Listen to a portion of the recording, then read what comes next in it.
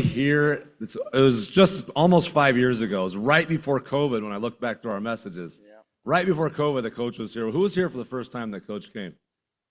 Let's see, that's not many. That's what's cool because it shows how much this group has grown. There was probably 25 men in here that came. Yeah, just a handful of people. So it's so cool to see. And I know it'd be a blessing for coach to see how many people have multiplied in God's kingdom from coming here today. So that's so cool to see. So coach was one of the first, I call it the first celebrity that we had to come out here and speak to us years and years ago. So it's so awesome to have 5 years later him coming back today. Coach Mike Swider served as the head coach of the Wheaton College football team for 24 seasons and spent 35 seasons as a member of the Wheaton College football coaching staff. He took the helm of the program in 1996 and announced his retirement at the conclusion of their record-setting 2019 season. In fact, Coach told me this morning, just turned 70, right? 70 years old. In his 24 seasons as head coach, Wheaton posted a 209-52 record, which is an 80.1 winning percentage, ranks him first all-time in both categories among Wheaton College's 22 head football coaches. Upon his retirement, he had the 8th highest winning percentage of any active Division III coach and is among the top 15 highest winning percentages of any coach in Division III history with 10 or more years experience. During his tenure as head coach, the program reached the NCAA playoffs 10 times, won 9 CCIW titles, produced 43 All-Americans, and 237 All-Conference players. In 1978, he earned a master's degree from Indiana University. From 78 to 85, he coached at Westminster Schools of Atlanta, which is a highly respected college prep school, where they actually won 3 Class 3A state titles. And Coach Swider and his wife, Nancy, reside in Wheaton. They have 3 children, sons Justin and Michael, along with his daughter, Hannah. And just a really quick story about when I first met this man. If you guys remember last week, Jack talked about the summer of 1995, right? That big, influential summer that was so hot, right? He talked about that summer. And I remember that summer in 1995, too. And it kind of, it's awesome how God works because that was the summer that I met Coach Swider. And it was really hot. I remember that because I went to the football camp at Wheaton College. I was going into my freshman year of high school. Coach Swider's going into his first year as a college head football coach. And I think the one thing, almost 30 years later now that stood out was when I first met him, like, who is this guy? Like, he's got the bullhorn going. He's got the energy. And I'm like, man, like this coach, like you just look up to him and you're going to do whatever he says. And man, this guy spoke with energy, spoke with authority. But then he also had sessions. I remember being in the film room that we would have at the night at camp. This man also shared the word of God with all these kids at camp. And so you understood where his worldview came from. He was very clear. And you're going to have a very clear message today. As I said before, you won't need to wake up. He's going to have you ready to go. So I'm pumped to have Coach back. Coach, come on to the stage, please.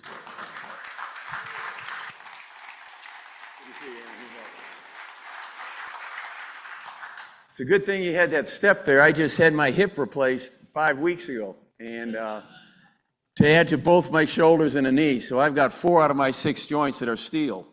And you wear those things out. I've said many times, if it's better to burn out than fade away. If you're going to go smoking hot. And I used to train. Is Joey Anderson here? Someone said Joey was coming.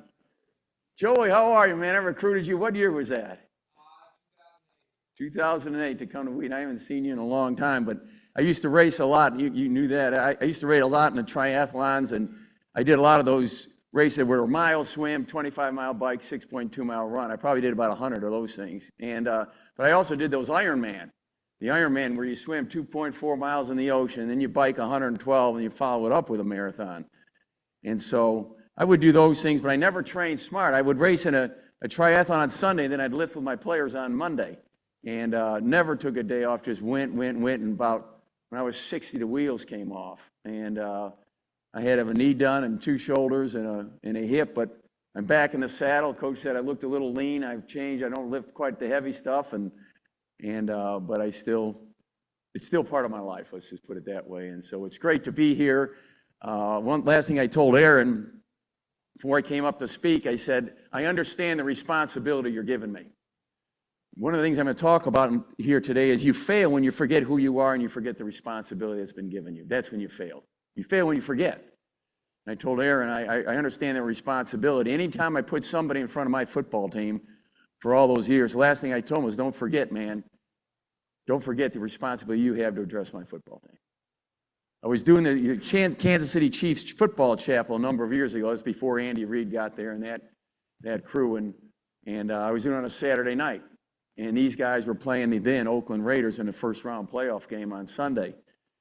And so the last thing that was told me before I went up and to get in front of the team, the head coach came up to me and he says, hey, we're playing the Oakland Raiders tomorrow at noon. Don't screw it up. And in other words, hey, listen, I'm putting these guys in front of you for a purpose. And you got to understand what's on the agenda for tomorrow at noon. We're playing the Oakland Raiders for money, man. And it's your responsibility to make sure you speak to these guys and inspire them, but don't mess that up. And so I understood that responsibility. And just know that today I understand it. Right, it was 5 years ago, whenever it was, when I came here last. And it's a blessing to be here. And I was doing another group last week, and it wasn't quite as big as this. And the guy that said, hey, man, I'm sorry, the group's not as big as I thought it was going to be for a variety of reasons. I said, doesn't matter if just one guy showed up. Because I'm going to tell you right now, those that are here today are exactly the ones God wanted here, Aaron. They're the ones God wanted here. They're exactly the ones that God, in his total sovereignty of our lives, they're the ones God wanted. If there were 2 here, that's who God wanted. I've spoken to groups of 1,000 in the round. I remember speaking, the podium was in the middle, and I had to talk like this, man. You were in a circle, man, and you see your picture up on a big screen. You got dizzy speaking to them. Well, that's the 1,000 that God wanted. So these are the ones God wants. And so I just want you to know that I'm grateful that you're here, and I respect you for coming and for making this a priority in your life. Aaron mentioned a little bit about my family. I never speak without addressing my wife, my 3 kids, and as speaking to me and my father. I've been happily married now for 34 years. I'm 70 right now. I married a girl who was 12 years younger than me. I got married, I was 35. My wife was 23. And when you're 35 marrying a 23-year-old, you are the man. When you're 70 married to a 57-year-old, you're no longer the man.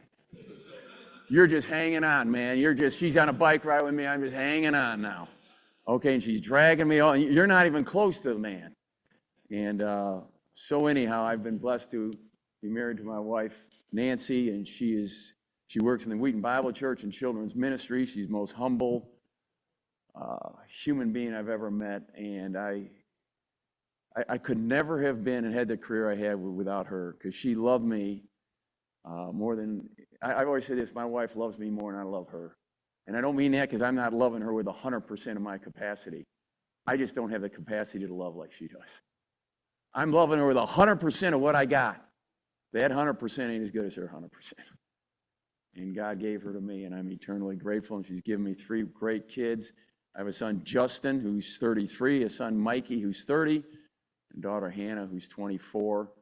I coached alongside my son. When I retired, I started coaching alongside him at Wheaton Academy in a part-time role, and I'm coaching right now. We'll be going to practice later today, and I get to work side by side with my son 4 hours a day.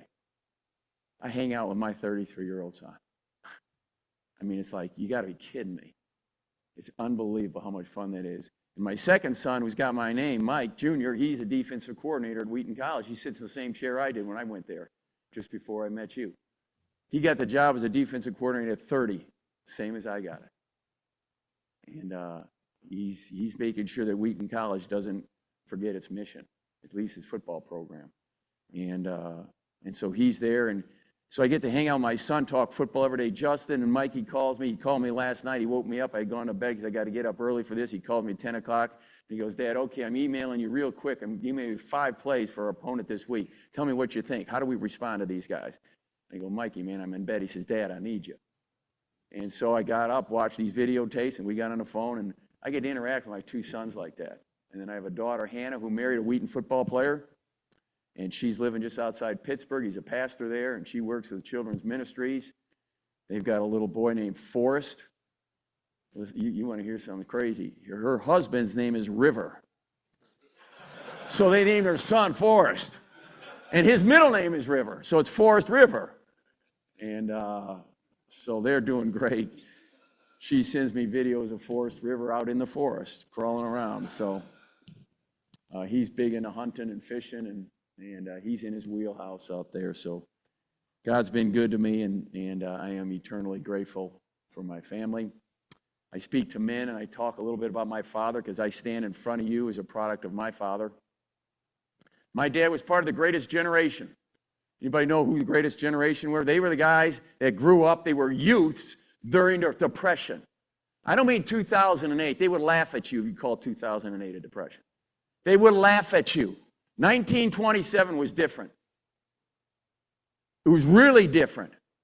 And if you think it's tough now, and I'm not trying to minimize any struggle you've been through in the last 30 or 40 years, but those guys in 1927 would laugh at you if you whined to them. And then at age 18, he graduates from high school, and 10 days later, he's signing his name on the dotted line, and he's signing up to go fight in World War II. 18.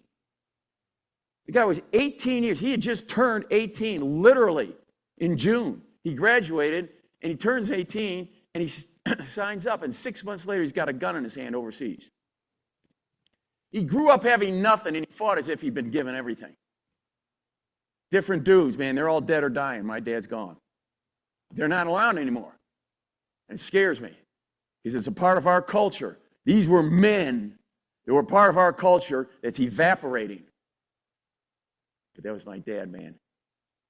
And he grew up during the Depression, fought in World War II, came back, went to college, put himself through school, played football, and then he became a teacher in the Chicago public school system for 40 years. Never made more than $30,000 in any 1 year of his life. In the world's eyes, he was nothing. When my dad died, he retired and he died 6 months later. Cancer got him. He was a 220-pound big guy, and he died 130 pounds, man. And when he died, we had a memorial service for him. And I'm standing there, and I'm watching all these people come through. Black, white, yellow skin, it didn't matter. And they're starting to show up. I said, what are you here for? I'm standing next to my dad's casket. What are you here for? Your dad loved me. What are you here for? Your dad confronted me. What are you here for? Your dad encouraged me. What are you here for? Your dad challenged me. What are you here for? Your dad inspired me. What are you here for? Your dad cared about my life.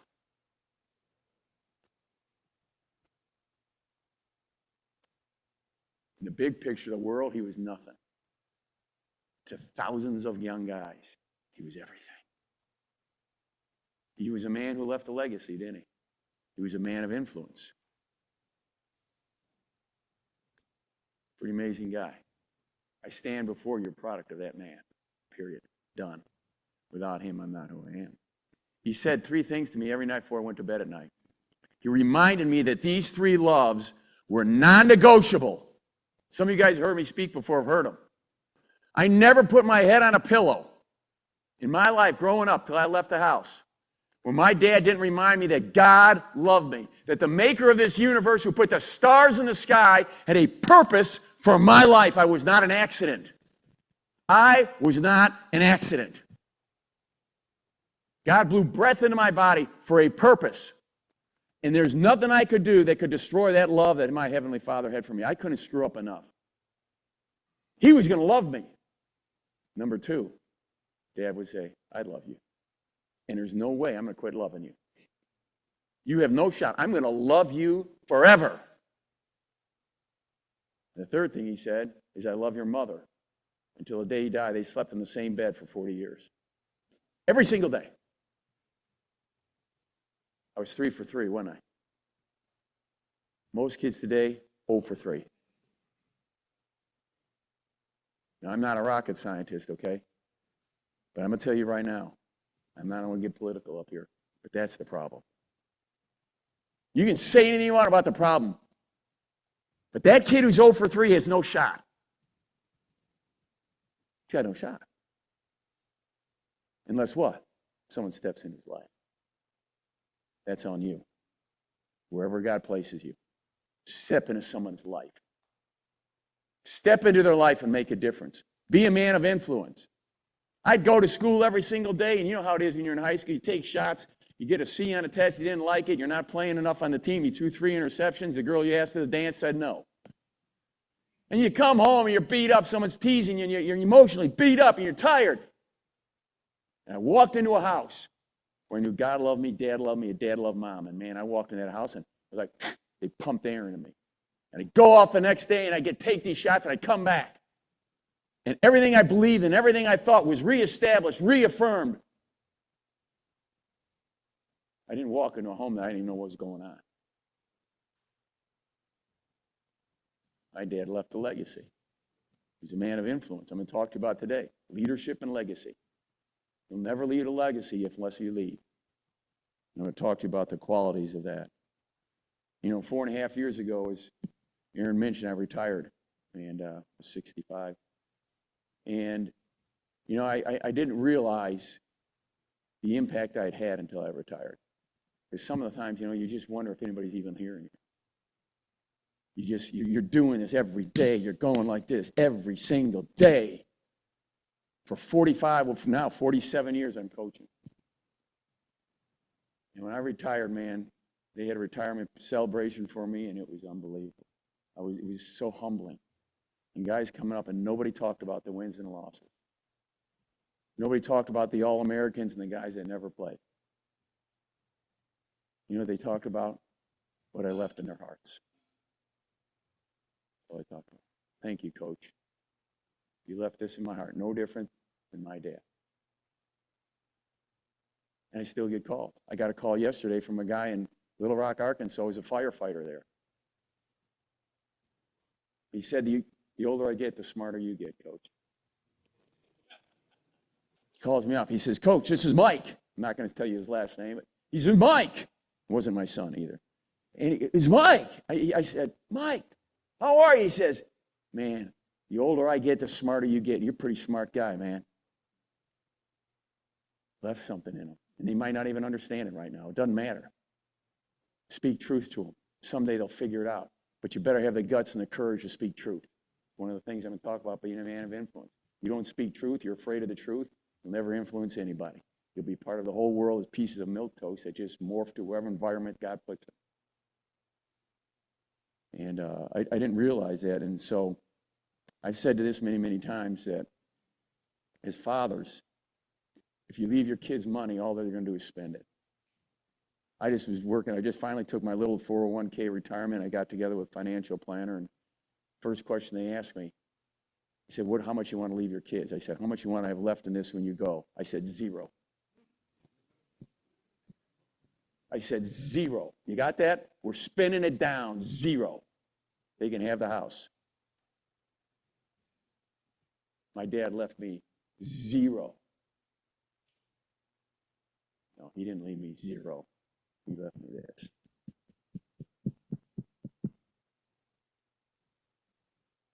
You leave them money, they'll spend it. What you put in their hearts, they'll take to the grave with them. What are you leaving in your kids' hearts, man? If you leave them wins and losses, I didn't leave my kids any money, I never had any anyhow, but you leave them wins and losses, what you done, accomplishment, all they're going to do is forget it. They're going to forget it. But what you leave in their heart stays with them. What are you leaving in the hearts of your kids and the people around you? Are you leaving it?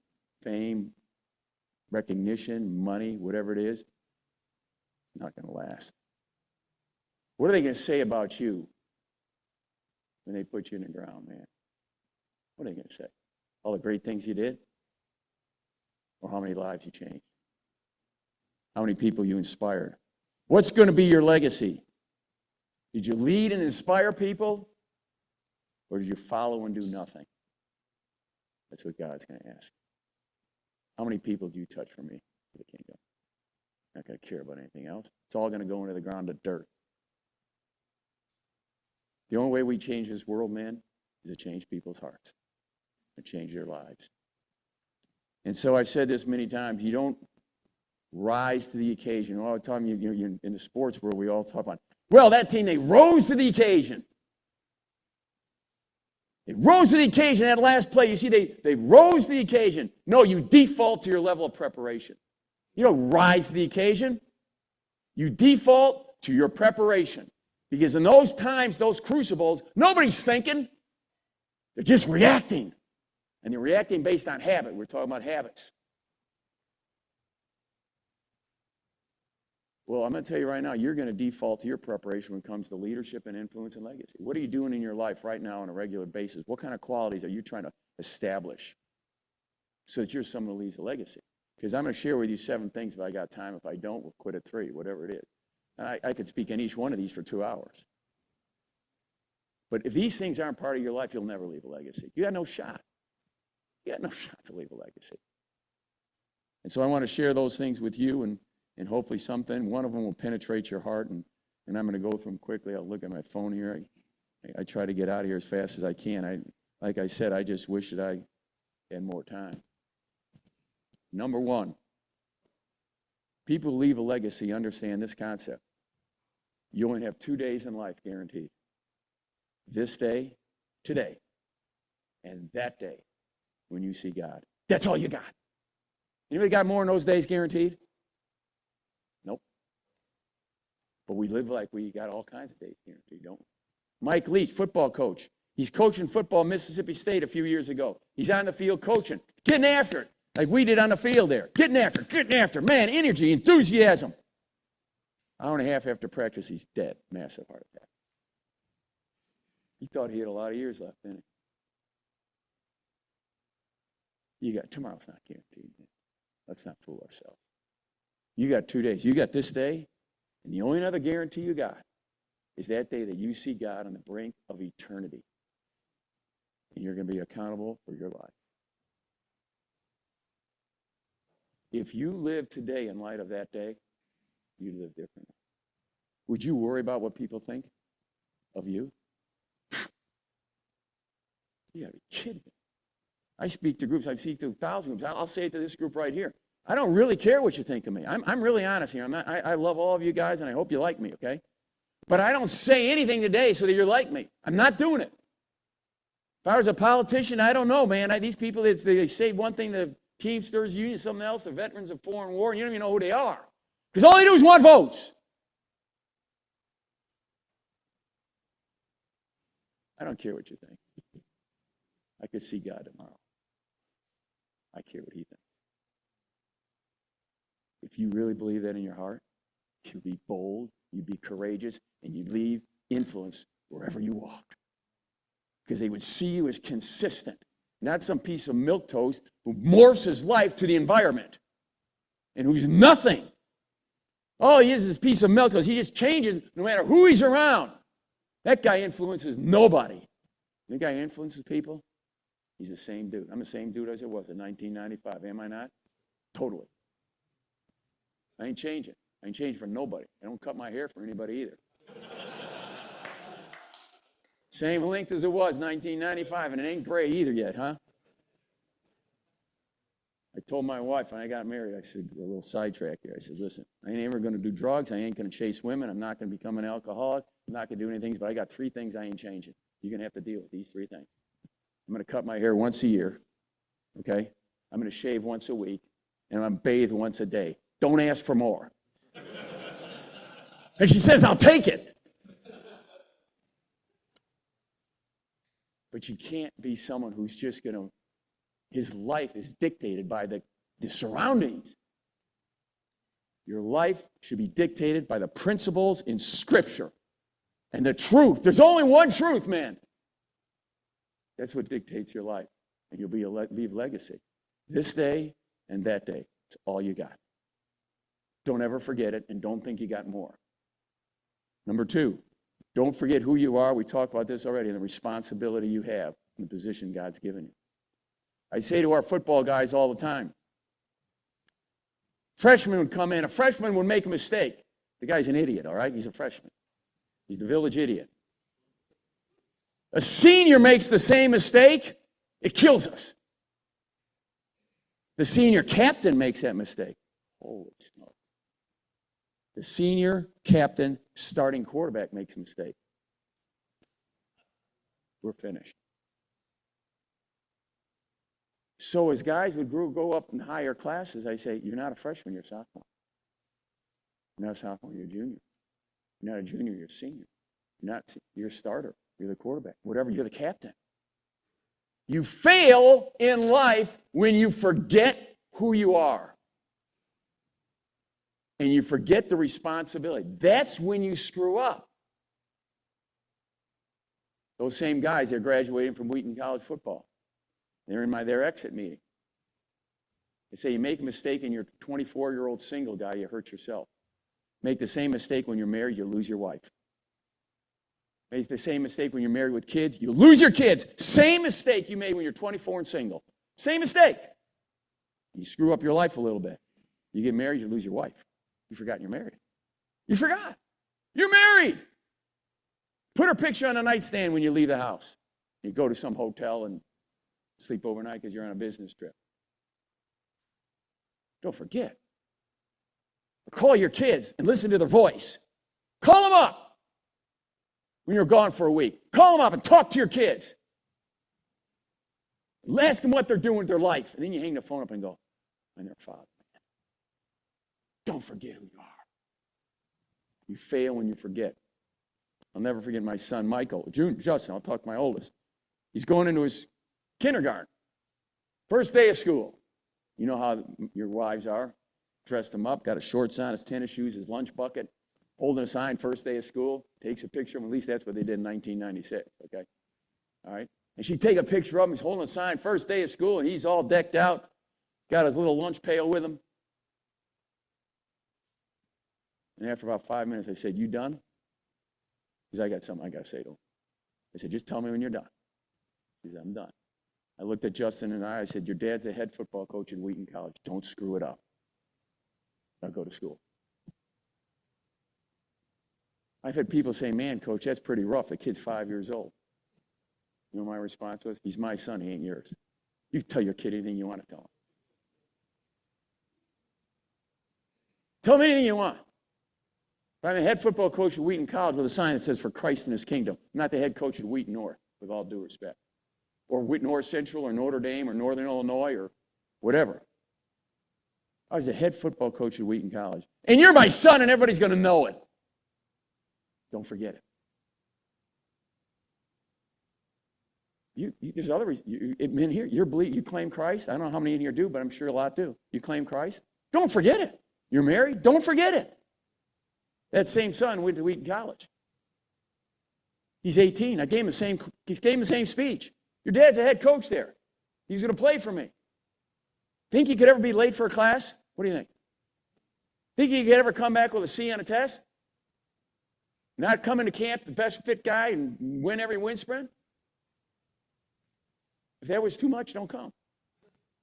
But I said, if you come, he couldn't walk around campus without anybody knowing who he was. My second son went there and he had my name. He walks in the classroom, the teacher goes to the roll, Mike Swider, and go, you're the son of the head football coach, aren't you? Kid's 18 years old. How's that for pressure? I told him the same thing. You can't handle it, don't go. You know what that guy is now? His name's Mike Swider, too. He's sitting in my chair with my title when I first got there.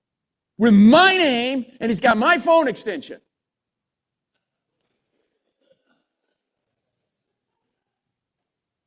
Don't tell me he doesn't have pressure. Some people say, man, it's not fair to the kid. Maybe it's not fair to your kid, but it's fair to mine. You know what it does? It drives him to greater things. Don't forget who you are and who you represent. Number 3, be men and women. No women here. Be men of integrity. You know what integrity is? Does your life match what you say? You claim this, you say this is what you espouse, this is what you claim. Does your life match that? The way you live? You're working for a company that stands for X, Y, and Z. Those are the core values of your business. Do you represent that? You lead this group. Do they look at your life and say, he is everything that this business stands for?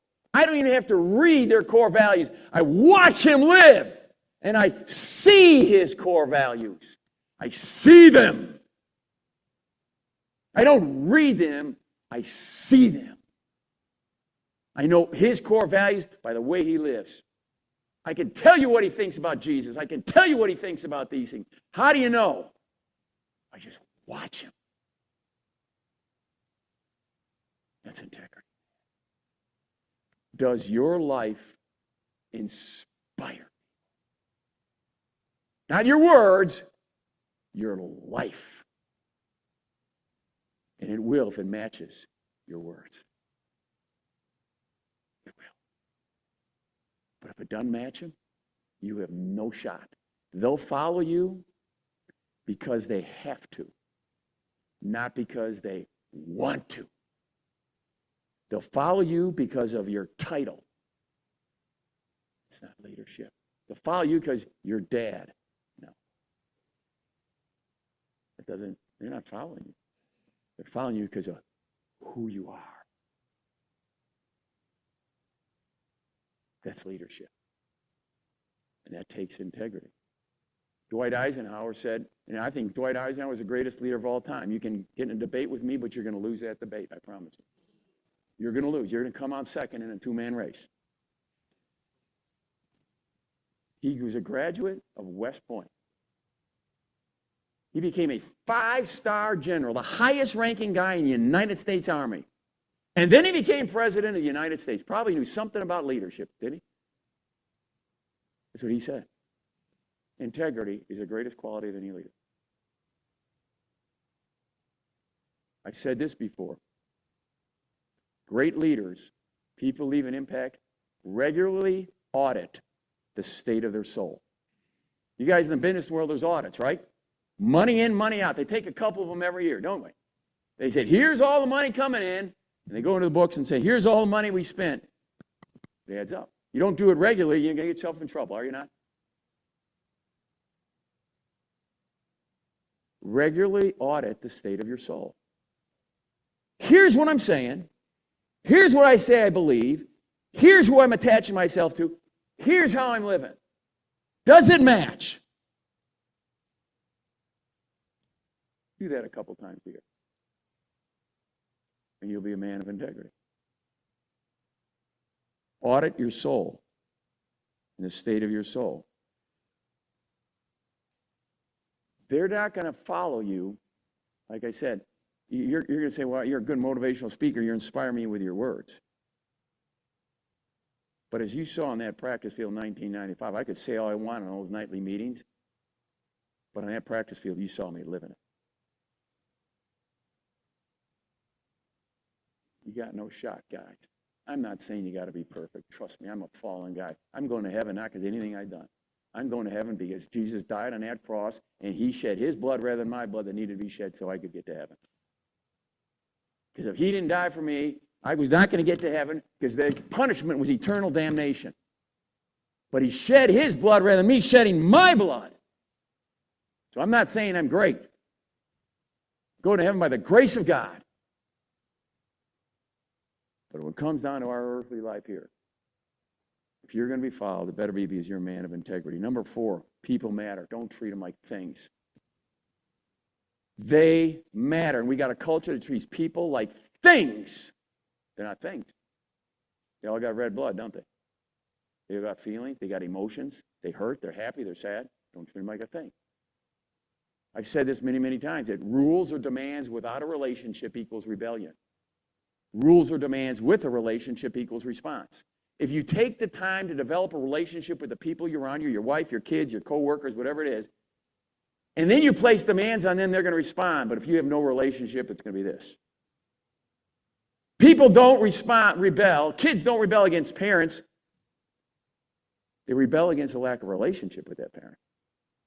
They don't rebel against demands. They rebel against a lack of relationship with the person making the demands. And then you add to it, the guy's making the demands ain't living it himself. You can see how this piggybacks itself. Nobody put more demands on their kids than I did on mine. I had people tell me, man, you're going to rebel, and they're going to rebel. You're going to lose your kids in 2 seconds. My kids were the only kids on the block that didn't rebel. You know why? They knew I loved them.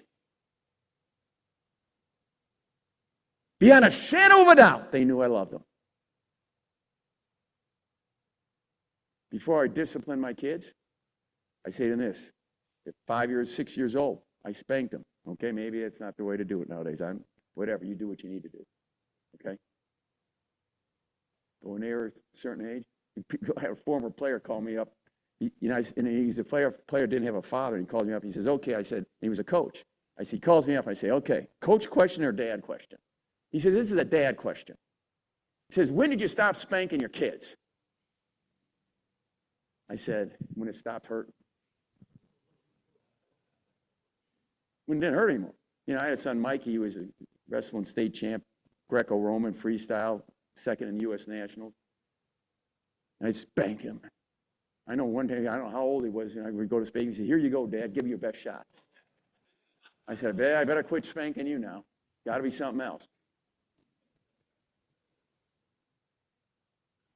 But before I would discipline my kids, the first thing I say, Mikey, does Daddy love you? Crying. Daddy loves me. How do you know Daddy loves you? And he lists the things that were happening in his life. He says, I know you love me. Understand what's going to happen is because I love you. God loves you too, does he not? How do you know God loves you? Put his son on the cross, then start detailing some other things. Okay. But sometimes the tough things in your life are because he loves you. The better your relationship with your Maker, the more and the better you'll respond to his demands and his challenges. And the same thing goes for you. Why do you think God sent Jesus? In the Old Testament, it was the high priest, and in order to talk to God, you had to go to that high priest, he had to take a lamb, slit the throat on an altar, make a sacrifice because you're unholy, sinful, and you can't talk to a sinless God. So we got to make the sacrifice, and I'll talk. And then God would look at Israel, and they were up and down, they were a rebellious country, and they were up and worshiping a calf, and then they were obedient. And he said there's got to be a better way. So God did what? He sent Jesus. And now you know what? You and I can talk to God every single day. We don't have to go to a high priest, do we? You got to kill a lamb? No, because Jesus was our lamb. He's everyone's lamb. And you claim that, you can talk to God. That's pretty cool, can't you? You can talk to God. And he listens. And the more you talk to him, better your relationship. You know how he talks to you? You read his word. And the more you read, and the more you pray, and the more you read, and the more you pray, and the more you read, and the more you pray, the better your what? Relationship. And then when tough times come, you know what you do? You trust. Because you got a relationship. Without that relationship, you will never leave an impact anywhere. You have no shot to lead, and you have no shot to be a man of influence, and you have no shot to leave a legacy.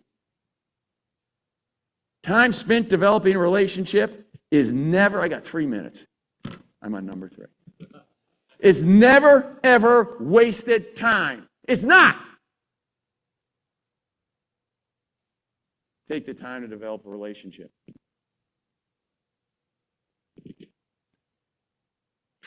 I'm going to jump to the last one here.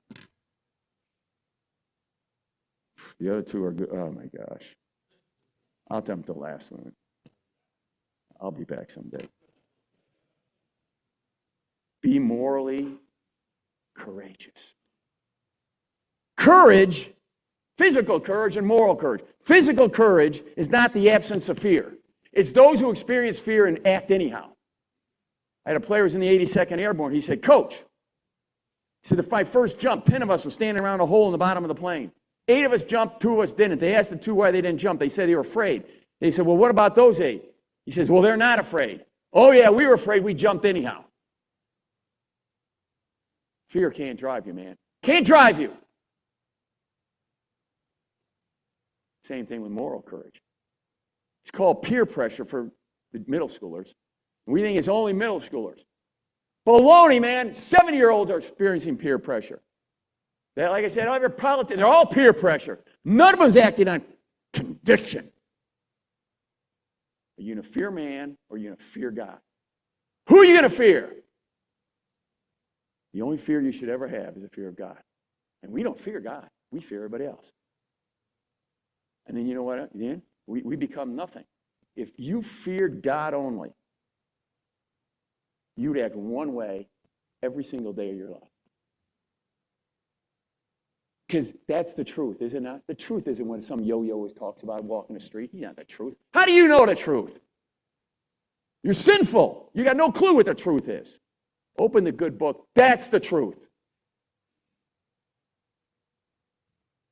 If you really believe it, and you fear the writer of that book, you'll be morally courageous. You'll never act on fear of anybody. It don't matter. I hope you like me. Tell my kids that all the time. I'll give you a little story here, and we're going to have to shut this thing down. But Michael Jr., he's in middle school. He goes off. The coach, he's playing with the Rams, the Wheaton Park District football program. He's, 13 years old, whatever. Coach calls me. I said, hey, Coach. I said, listen, I ain't coaching, okay? Don't ask me to help you coach those yo-yos. I ain't coaching. I'm not coaching with a bunch of dads that think their kids are the next Walter Payton. I'm not doing it, okay? I'm not doing it. I said, he said, we're going to take all these kids down to Chattanooga and we're going to play in the Pop Warner Super Bowl. I said, oh, my gosh. I said, well, here, you can take my son. He can go. Here's $100. Buy him a hamburger every hour. He'll be happy. But I ain't going on to coach. So he goes down there.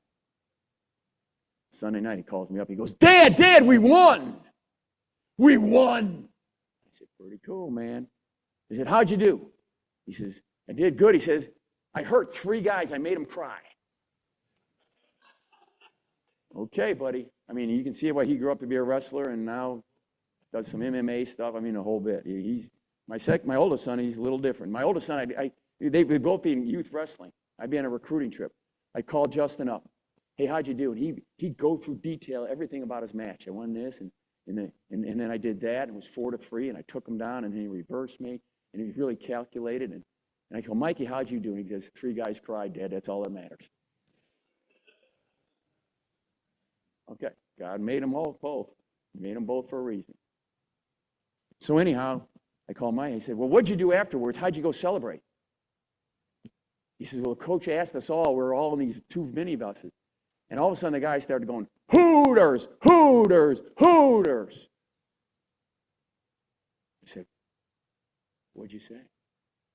Now, I'm not saying if you go to Hooters, you're going to go to hell, okay? I'm not saying that.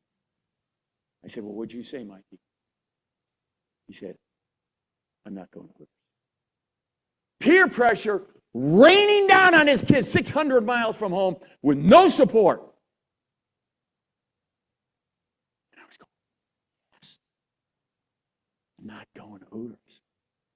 And then coach would say, oh, all the girls, they got clothes on. It's just a place to go to watch a ball game and drink root beer and everything. And I'm not saying that, like I say, you go there, you're going to go to hell. I'm not saying that. But my son said, that's not for me. On my system, that doesn't work. And he stood up in front of all those things with peer pressure raining down. I said, what happened? He says, well, the coach said, well, let's just go. And we went to Hooters anyhow. I said, what'd you do? He said, I'll sit on the curb. Bring me my hamburger, and I'm going to sit on the curb, and I'll eat it here. I said, what happened? The coach walked out. 5 minutes later, he said, we can do better. And they went to Culver's. And the moral courage of a 12-year-old kid changed the direction of 20 people and 3 adults. And he left a legacy. What's going to be your legacy? And who are you going to influence? And who are you going to inspire? And who are you going to lead? Because without some of these things, you have no shot. And when the Lord takes you home, you'll have left nothing. God bless you guys. I know you got to get out of here.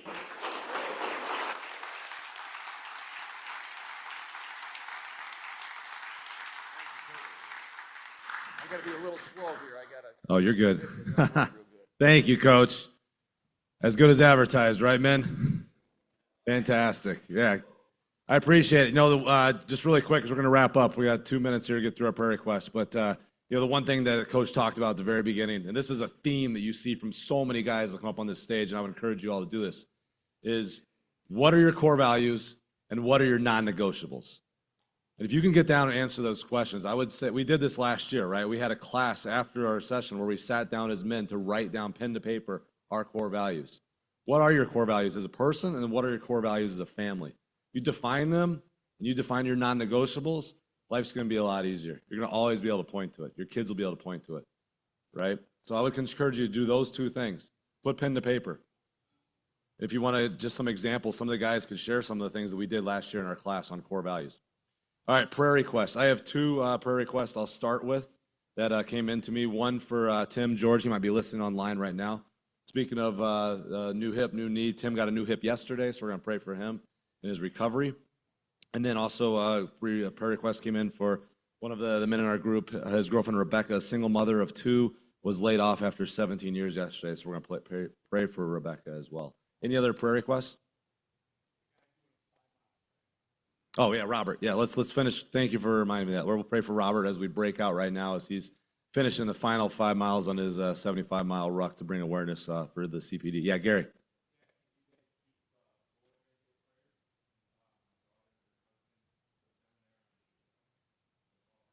For sure.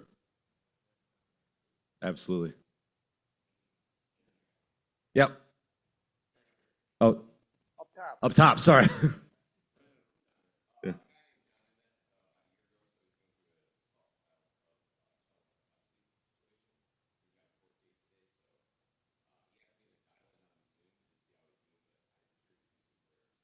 Awesome. Derek.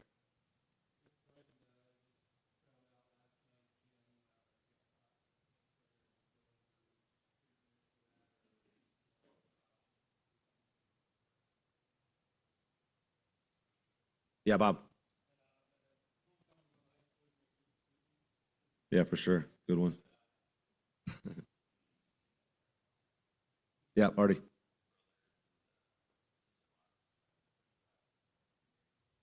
Awesome.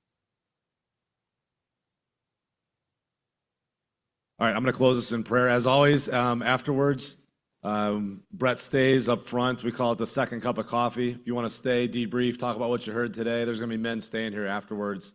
That you don't need to rush out. I know some of you guys do, though, so that's totally fine as well. Let's all close out in prayer.